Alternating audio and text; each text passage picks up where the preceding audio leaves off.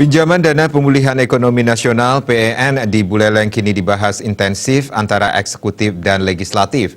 Perencanaan dana yang lebih dari 500 miliar rupiah ini dilakukan agar dapat menyerap tenaga kerja sehingga mampu meningkatkan perekonomian masyarakat Buleleng.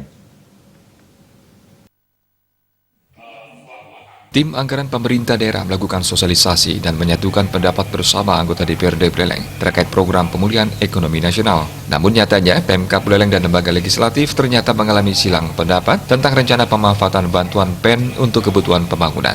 DPRD Buleleng menilai rencana pembangunan dari anggaran bantuan PEN justru hanya bersifat mercusuar tanpa ada kejelasan dampak ekonomi jangka panjang bagi masyarakat Buleleng. Namun Sekda Buleleng membantah analisis dewan tersebut. Menurut Sekda Buleleng Gede Suyase, seluruh program yang diusulkan untuk mendapatkan pinjaman PEN daerah itu sudah sesuai dengan kajian dari masing-masing organisasi perangkat daerah. Keseluruhan program yang diusulkan juga mengacu pada regulasi yang berlaku. Karena tempat dilihat dari sisi di sana sebagai pusat bisnis ya bukan. Tetapi kriteria PEN adalah membangun infrastruktur. Dengan adanya bangunan infrastruktur yang sampai ratusan miliar, itu berapa banyak tenaga kerja yang terserap? Itu PEN maksudnya. Setelah dia terserap tenaga kerja, punya pendapatan, maka dia bisa bertransaksi ekonomi. Jadi bukan bangunan itu melahirkan ini.